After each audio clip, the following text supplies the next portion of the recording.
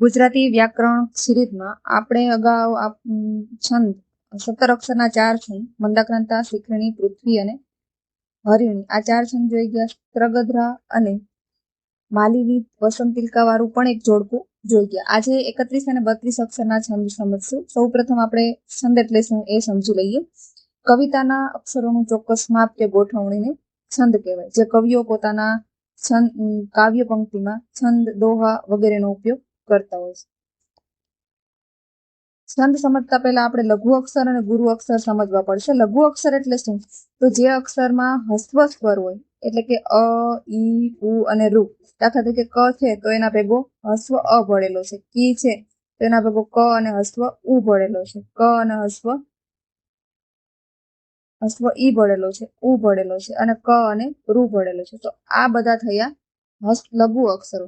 આ ક્યારે ગણતરીમાં ઉપયોગી આવે? જ્યારે તમારે માત્રા મેળ છંદ હોય ત્યારે આ શબ્દ ઉપયોગી બને. હાલ અક્ષર મેળ છંદમાં તો આનો કશો ઉપયોગ નથી. ગુરુ છંદ, ગુરુ અક્ષર. ગુરુ અક્ષર કોને કહેવાય?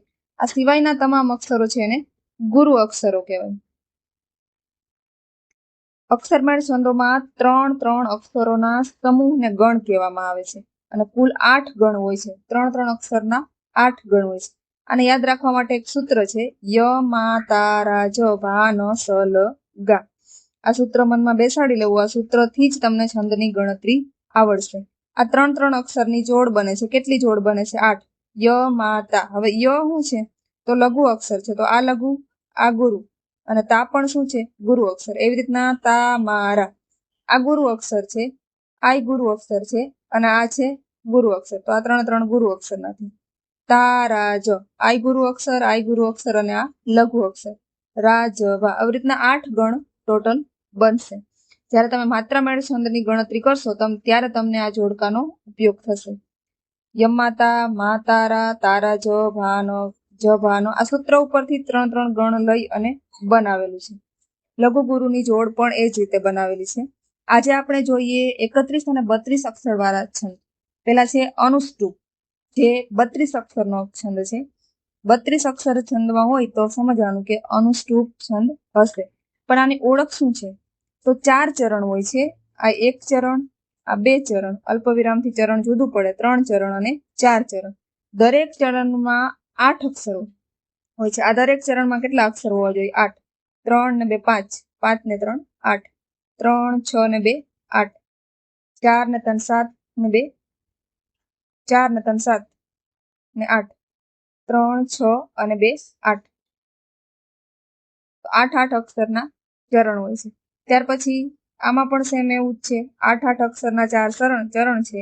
એક પંક્તિમાં 16 અક્ષર છે અને 2 પંક્તિમાં થઈને 32 અક્ષરની ટોટલ જોડ બને છે. તો તેને કહેવાય અનુષ્ટુપ છંદ. ત્યાર પછી છે ધનાક્ષરી છંદ. એ પણ કેટલા અક્ષરનું છે? 32 અક્ષરનો છંદ છે. પ્રથમ ચરણમાં બહુ ઓછો પૂછાતો આ છંદ છે, પણ 32 અક્ષર છે તો આપણે આની સાથે લઈ લીધું છે. પ્રથમ ચરણમાં 16 અક્ષર છે અને બીજા ચરણમાં પણ 16 અક્ષર છે. કોની જેમ જ સેમ માળખું છે, પણ એમાં 4 ચરણ છે. દરેક ચરણમાં 8 અક્ષર છે. આ બંધારણ કોનું છે? અનુષ્ટુપ છંદનું છે. આનાથી આટલું જ જુદું પડે છે કે એક ચરણમાં 16 અક્ષર છે અને બીજા ચરણમાં 16 અક્ષર. અહીંયા 4 ચરણ વાળું માળખું, 8 અક્ષરો વાળું માળખું બંધ બેસતું નથી. તો સમજવું કે કયો છંદ છે? ધનાક્ષરી છંદ છે. જોઈએ આપણે અક્ષર. 4 3 7 8 9 10 11 12 13 14 15 16. આ 16 અક્ષર થાય છે. એવી રીતના અહીંયા 4 6 7 8 9 10 11 12 13 14 15 16. અહીંયા પણ 16 અક્ષર થાય છે. તો 16 અક્ષરના માળખા છે. તો કયો છંદ થયો? ધનાક્ષરી છંદ. ત્યાર પછી છે મનોહર છંદ. મનોહર છંદમાં કેટલા અક્ષર છે? 31 અક્ષર. જો 32 અક્ષર હોય તો આપણે અનુષ્ટુપમાં જોવાનું અને જો 31 અક્ષર હોય તો આપણે મનોહર છંદમાં જોવાનું. આમાં શું છે? પ્રથમ ચરણમાં 15 અક્ષર છે અને પ્રથમ ચરણમાં 16 અક્ષર છે અને બીજા ચરણમાં 15 અક્ષર છે. ટોટલ મળીને 31 અક્ષર. ઊંટ કહે આ સભામાં વાંકા અંગવાળા ભૂંડો, ભૂતળામાં પક્ષીઓ અને પશુઓ છે અપાર. અહીંયા તમને લઘુ ગુરુ અક્ષરની ગણતરી કોઈ કામ ન થવાની, માત્ર તમારે અક્ષર ગણવાના છે. 4 5 6 7 8 9 10 11 12 13 14 15 16. આ 16 અક્ષર થયા પહેલા ચરણમાં. બીજા ચરણમાં કેટલા થવા જોઈએ? 15. 1 2 3 4 5 6 7 8 9 10 11 12 13 14 15. તો અહીંયા 15 અક્ષર થયા. તો આ થયો મનોહર છંદ. યાદ રાખવા માટે શોર્ટકટ, જો અનુષ્ટુપ છંદ હોય તો ટોટલ કેટલા અક્ષર હોય? 32 અક્ષર હોય. પણ ધનાશ્રીમાં પણ 32 અક્ષર જ છે. બે અલગ કેમ પડે? તો અહીંયા 4 ચરણ છે અને દરેક ચરણમાં કેટલા અક્ષર છે? 8 અક્ષર છે. અલ્પ વિરામ છે, આ વિરામ છે. આનાથી કોઈ પણથી વાક્ય જુદું પડતું હશે. જ્યારે ધનાક્ષરીમાં એવું કશું હોતું નથી, સીધી પંક્તિઓ આપેલી હશે. અને મનોહર છંદમાં કેટલા અક્ષર છે? 31 અક્ષર છે. 16 અને 15 અક્ષરનું માળખું છે. જો તમને અમારી ચેનલ કે અમારું કન્ટેન્ટ ગમે તો અમારી ચેનલને લાઇક, શેર, સબસ્ક્રાઇબ કરો. Thank you for watching.